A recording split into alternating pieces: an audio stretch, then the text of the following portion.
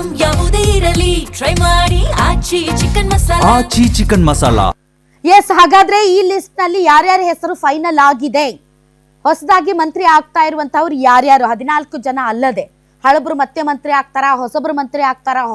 ಹೊಸಬ್ರು ಅಂತಂದ್ರೆ ಅದರಲ್ಲಿ Young and youth, first time MLA, second time MLA ಎಷ್ಟು ಜನ ಇರ್ತಾರೆ, ಮತ್ತು ಜಾತಿವಾರು ಪ್ರದೇಶವಾರು ಸೇರಿದಂತೆ ಏನು ಪಟ್ಟಿ ಈಗ ಫೈನಲ್ ಆಗಿದೆ. ಆ ಫೈನಲ್ ಪಟ್ಟಿಯಲ್ಲಿ ಇರೋರು ಯಾರ್ಯಾರು ಅನ್ನೋದಕ್ಕೆ ಸಂಬಂಧಪಟ್ಟಂತ ಲಿಸ್ಟ್ ನಮ್ಮ ಬಳಿ ಇದೆ. ಬನ್ನಿ ಒಂದೊಂದಾಗಿ ನೋಡೋಣ. ನಂಬರ್ 1, ಕೃಷ್ಣಪ್ಪ ಅವರು ವಿಜಯನಗರದ ಶಾಸಕರು, ಒಕ್ಕಲಿಗ ಸಮುದಾಯಕ್ಕೆ ಸೇರಿದವರು. ಸುಮಾರು 6 ಬಾರಿ ಶಾಸಕರಾಗಿ ಆಯ್ಕೆಯಾಗಿದ್ದಾರೆ. ಒಕ್ಕಲಿಗ ಸಮುದಾಯದ ಪ್ರಭಾವಿ ನಾಯಕರು. ಇಲ್ಲಿಯವರೆಗೆ ಸಚಿವ ಸ್ಥಾನಕ್ಕಾಗಿ ಯಾವುದೇ ರೀತಿಯಾದಂತಹ ಲಾಬಿ ಮಾಡಿಲ್ಲ. ನನ್ನ ಕೆಲಸಗಳು ಮತ್ತು ನನ್ನ ಹಿರಿತನ, ನನ್ನ ಅನುಭವ ಮತ್ತು ನಾನು ಇಲ್ಲಿಯವರೆಗೆ ಬೆಂಗಳೂರಿನಲ್ಲಿ, ಅದರಲ್ಲೂ ಕೂಡ ವಿಜಯನಗರ, ಗೋವಿಂದರಾಜನಗರ ಸೇರಿದಂತೆ ಆ ಭಾಗದಲ್ಲಿ ಮಾಡಿರುವಂತಹ ಕೆಲಸಗಳು ಗೊತ್ತಿರುವುದರಿಂದ ಯಾವುದೇ ಲಾಬಿಯ ಅವಶ್ಯಕತೆ ಇಲ್ಲ. ನನಗೆ ಈ ಬಾರಿ ಮಂತ್ರಿ ಮಾಡೇ ಮಾಡ್ತಾರೆ ಅನ್ನುವಂತಹ ಕಾನ್ಫಿಡೆನ್ಸ್ ನಲ್ಲಿ ಇದ್ದಾರೆ ಕೃಷ್ಣಪ್ಪನವರು. ಕಾಂಗ್ರೆಸ್ ಪಕ್ಷ ಹಾಗೂ ಹೈಕಮಾಂಡ್ಗೆ ನಿಷ್ಠಾವಂತ ಕಾರ್ಯಕರ್ತ. ಯಾವುದೇ ರೀತಿ ಪಕ್ಷಕ್ಕೆ ಮುಜುಗರವಾಗುವಂತಹ ಕೆಲಸಗಳನ್ನ ಮಾಡದೇ ಇರೋರು ಮತ್ತು ಪಕ್ಷಕ್ಕೆ ಹೇಳಿದ್ದನ್ನ ಚಾಚು ತಪ್ಪದೆ ಪಾಲಿಸುವಂತಹವರು. ಮಾಜಿ ಮುಖ್ಯಮಂತ್ರಿ ಸಿದ್ದರಾಮಯ್ಯ ಅವರ ಸಂಪೂರ್ಣ ಸಪೋರ್ಟ್ ಕೃಷ್ಣಪ್ಪ ಅವರಿಗೆ ಇದೆ. ಹೀಗಾಗಿ ಈ ಬಾರಿ ಕೃಷ್ಣಪ್ಪ ಅವರು ಸಂಪುಟಕ್ಕೆ ಸೇರ್ಪಡೆಯಾಗುವಂತಹ ಎಲ್ಲ ಸಾಧ್ಯತೆ ಇದೆ. Number 2 is Rizwan Arshad. ಈಗಾಗಲೇ ಮುಸಲ್ಮಾನ ಸಮುದಾಯದಿಂದ ಯುಟಿ ಖಾದರ್ ಅವರು ಆರೋಗ್ಯ ಸಚಿವರಾಗಿದ್ದಾರೆ. ಅದರ್ವೈಸ್ ಆಲ್ಸೋ ಮುಸಲ್ಮಾನ ಸಮುದಾಯ ಏನು ದಾವಣಗೆರೆ ದಕ್ಷಿಣ ವಿಧಾನಸಭಾ ಕ್ಷೇತ್ರದ ಎಲೆಕ್ಷನ್ ಟೈಮಲ್ಲಿ ಆದಂತ ಕೆಲವೊಂದು ಗೊಂದಲಗಳಿಂದ ಎಲ್ಲೋ ಒಂದು ಕಡೆ ಮುಸಲ್ಮಾನ ಸಮುದಾಯಕ್ಕೆ ಪ್ರಯಾರಿಟಿ ಸಿಗ್ತಾ ಇಲ್ಲ, ಅವ್ರನ್ನ ಕಡೆಗಣಿಸಲಾಗ್ತಾ ಇದೆ. ಅವರು ವೋಟ್ ಬ್ಯಾಂಕ್ ಮಾತ್ರ ಬೇಕು, ಅದರ್ವೈಸ್ ಅವರು ಯಾವುದೇ ಉನ್ನತ ಸ್ಥಾನಮಾನವನ್ನ ಕೊಡೋದ್ರಲ್ಲಿ ಅಥವಾ ಸಚಿವ ಸಂಪುಟದಲ್ಲಿ ಅತಿ ಹೆಚ್ಚು ಸ್ಥಾನಗಳನ್ನ ಮುಸಲ್ಮಾನರಿಗೆ, ಯಾಕಂದ್ರೆ 100% ಮುಸಲ್ಮಾನರು ಕಾಂಗ್ರೆಸ್ಗೆ ವೋಟ್ ಹಾಕಿರೋದ್ರಿಂದ ದೇ ಡಿಸರ್ವ್ ಮೋರ್ ಅನ್ನೋ ತರದಲ್ಲಿ ಆ ಕಮ್ಯುನಿಟಿಯಲ್ಲಿ ಒಂದು ಬೇಡಿಕೆ ಇರೋದ್ರಿಂದ ಈ ಹಿಂದೆ ಜಮೀರ್ ಅಹಮದ್ ಖಾನ್ ಅವರು ಮಂತ್ರಿ ಆಗಿದ್ದರು.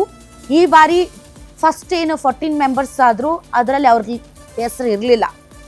ಯುಟಿ ಖಾದರ್ ಅವರಿಗೆ ಚಾನ್ಸ್ ಕೊಡಲಾಗಿತ್ತು. ಇನ್ನೊಂದು ಸ್ಥಾನ ಅಲ್ಪಸಂಖ್ಯಾತ ಕಮ್ಯುನಿಟಿಗೆ ಕೊಡೋದಾದ್ರೆ ಬಹಳಷ್ಟು ಜನ, ತನ್ವೀರ್ ಸೇಠ್ ಸೇರಿದಂತೆ ರಿಜ್ವಾನ್ ಅರ್ಷದ್, NA ಹ್ಯಾರೀಸ್, ಈ ರೀತಿ ಹಲವಾರು ಜನರ ಹೆಸರು ಕೇಳಿ ಬರ್ತಾ ಇತ್ತು. But Rizwan Arshad Young and youth, Rahul ಗಾಂಧಿಗೆ ಮೋಸ್ಟ್ಲಿ ಇಷ್ಟ ಆಗಬಹುದಾದಂತಹ ಫೇಸ್. ಹೀಗಾಗಿ ರಿಜ್ವಾನ್ ಅರ್ಷದ್ ಶಿವಾಜಿನಗರದ MLA, ಮುಸ್ಲಿಂ ಕಮ್ಯುನಿಟಿಗೆ ಸೇರಿದವರು ಮತ್ತು ದಾವಣಗೆರೆ ದಕ್ಷಿಣದಲ್ಲಿ ಏನು ಗೊಂದಲ ಸೃಷ್ಟಿಯಾಗಿತ್ತೋ ಅದನ್ನ ಬಗೆಹರಿಸುವಲ್ಲಿ ಎಲ್ಲೋ ಒಂದ್ ಕಡೆ ರಿಜ್ವಾನ್ ಅವರು ಒಂದಿಷ್ಟು ವಿರೋಧ ವ್ಯಕ್ತವಾದ್ರೂ ಪರವಾಗಿಲ್ಲ, ಆ ಒಂದು ಕೆಲಸದಲ್ಲಿ ಅವರು ಸಕ್ಸಸ್ ಆದ್ರು. ಅಷ್ಟರ ಮಟ್ಟಿಗೆ ತನ್ನನ್ನ ತಾನು ಪ್ರೂವ್ ಮಾಡಿದ್ರು. ಈ ಹಿಂದೆ ಕೇವಲ ಜಮೀರ್ ಅಹಮದ್ ಖಾನ್ ಸೇರಿದಂತೆ ಕೆಲವು ಲೀಡರ್ಸ್ ಸುತ್ತಮುತ್ತ ಸುತ್ತಾ ಇದ್ದಂತಹ ಮುಸ್ಲಿಂ ಸಮುದಾಯ ಒಬ್ಬ ಯಂಗ್ ಎನರ್ಜೆಟಿಕ್ ಲೀಡರ್ ಕೂಡ ಒಂದಿಷ್ಟು ಕೆಲಸಗಳನ್ನ ಮಾಡಬಹುದು, ಗೊಂದಲಗಳನ್ನ ಬಗೆಹರಿಸಬಹುದು ಅನ್ನೋದನ್ನ ತೋರಿಸ್ಕೊಟ್ರು. ಹೀಗಾಗಿ ಒಮ್ಮೆ ಪರಿಷತ್ ಸದಸ್ಯರಾಗಿ 2 ಬಾರಿ MLA ಆಗಿ ಆಯ್ಕೆ ಆಗಿದ್ದಾರೆ.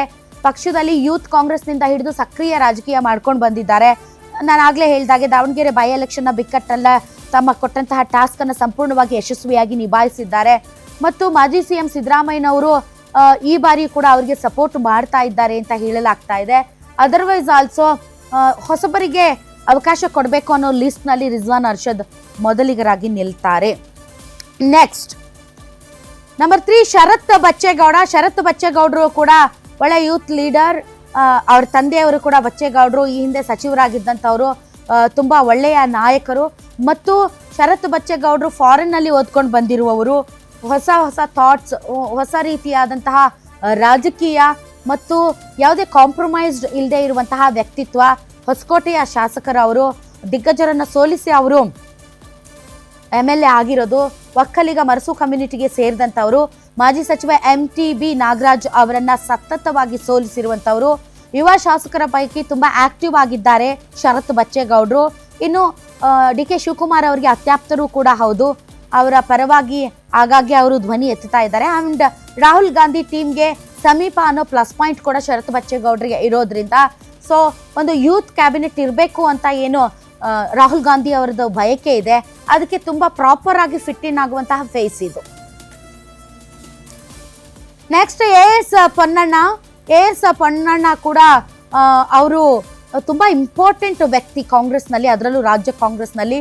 ಅದು ಲೀಗಲ್ ಟೀಮ್ ಇರಬಹುದು, otherwise also Rahul Gandhi and high command ಜೊತೆಗೆ ಒಂದಿಷ್ಟು ನೇರವಾದಂತಹ ಕಾಂಟ್ಯಾಕ್ಟ್ ಇರುವಂತಹ ವ್ಯಕ್ತಿ ಮತ್ತು ಲೀಗಲಿ ತುಂಬಾ ಸ್ಟ್ರಾಂಗ್ ಇರುವಂತಹ ವ್ಯಕ್ತಿ. ಸೊ ಪ್ರತಿ ಬಾರಿಯೂ ಕೂಡ ಸರ್ಕಾರದ ನೀತಿ ನಿಲುವುಗಳ ವಿಚಾರ ಬಂದಾಗ ಪೊನ್ನಣ್ಣ ಅವರ ಅಡ್ವೈಸ್ ಅನ್ನ ಬಹಳಷ್ಟು ಬಾರಿ ಕಾಂಗ್ರೆಸ್ ಸರ್ಕಾರ ಕೇಳುವುದುಂಟು. ಅಷ್ಟರ ಮಟ್ಟಿಗೆ ಅವರ ಒಂದು ಲೀಗಲ್ ನಾಲೆಜ್ ಮತ್ತು ಅವರ ಒಂದು ಏನು ಒಂದು ರೀತಿಯಾದಂತಹ ಅಡ್ವೈಸ್ ಮಾಡುವಂತಹ ಕಾರ್ಯವೈಖರಿ ಏನಿದೆ ಅದು ಹೈಕಮಾಂಡನ್ನ ತುಂಬ ಅಟ್ರಾಕ್ಟ್ ಮಾಡಿದೆ. ಈ ಹಿನ್ನೆಲೆಯಲ್ಲಿ ಪೊನ್ನಣ್ಣ ಅವರು ಮತ್ತಾಗೇನ್ ಯಂಗ್ ಯೂತ್ ಫೇಸ್, ಸೊ ಹೀಗಾಗಿ ರಾಹುಲ್ ಗಾಂಧಿ ಅವರಿಗೆ ಅಪ್ರೋಚಬಲ್ ಆಗ್ಬೋದಾದಂತಹ ಫೇಸ್. ವಿರಾಜಪೇಟೆ ಶಾಸಕರು, ಕೊಡವ ಸಮುದಾಯ, ಮೊದಲ ಬಾರಿಗೆ MLA, ಅದರ್ವೈಸ್ ಆಲ್ಸೋ ಪಾರ್ಟಿಯಲ್ಲಿ ಬಹಳ ಹಿಂದಿನಿಂದಲೂ ಕೂಡ ಲೀಗಲ್ ಆಗಿ ಅವರ ಒಂದು ಪ್ರೆಸೆನ್ಸ್ ಏನಿದೆ ಅದು ತುಂಬ ಚೆನ್ನಾಗಿದೆ. ಹೀಗಾಗಿ ಫಸ್ಟ್ ಟೈಮ್ MLA ಆದರೂ ಕೂಡ ಅವರು ಹೊಸಬ್ರು ಅಂತ ಅನ್ಸಲ್ಲ ಕಾಂಗ್ರೆಸ್ ಪಾರ್ಟಿಗೆ. ಬಿಜೆಪಿ ಭದ್ರಕೋಟೆಯಲ್ಲಿ ಗೆದ್ದು ಬಂದಿದ್ದಾರೆ ಪೊನ್ನಣ್ಣ ಅವರು. ಮಾಜಿ ಮುಖ್ಯಮಂತ್ರಿ ಸಿದ್ದರಾಮಯ್ಯನವರಿಗೂ ಅತ್ಯಾಪ್ತರು. ಇವನ್ DK ಶಿವಕುಮಾರ್ ಅವ್ರ ಜೊತೆಗೂ ಕೂಡ ಒಳ್ಳೆಯ ಸಂಬಂಧ ಇದೆ ಅವರಿಗೆ. ನುರಿತ ಕಾನೂನು ಪಾಂಡಿತ್ಯ ಮತ್ತು ಉತ್ತಮ ಸಂಸದೀಯ ಪಟು. ಈ ಹಿನ್ನೆಲೆಯಲ್ಲಿ ಇವರು ಕೂಡ ರಾಹುಲ್ ಗಾಂಧಿ ಕೇಳ್ತಾ ಇರುವಂತಹ ಕ್ರೈಟೀರಿಯಾಗೆ ಇವರು ಪಕ್ಕಾ ಅಲ್ಲಿ ಜಾಗವನ್ನ ಗಿಟ್ಟಿಸಿಕೊಳ್ತಾರೆ. Next is Raghumurthy Challakere. ಚಳ್ಳಕೆರೆಯ ಶಾಸಕರಾದಂತಹ ರಘುಮೂರ್ತಿ ಅವರು ನಾಯಕ ಸಮುದಾಯಕ್ಕೆ ಸೇರಿದವರು. ಚಳ್ಳಕೆರೆ ಕ್ಷೇತ್ರದಿಂದ ಅವರು ಸುಮಾರು 3 ಬಾರಿ ಶಾಸಕರಾಗಿ ಆಯ್ಕೆಯಾಗಿದ್ದಾರೆ. ಯಾವುದೇ ಕಾಂಟ್ರವರ್ಸಿ ಇಲ್ಲದೆ ಇರುವಂತಹ ನಾಯಕ, ರಾಜಕಾರಣಿ.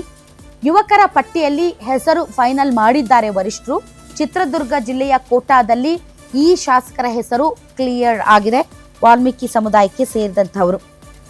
ಇನ್ನು ನೆಕ್ಸ್ಟ್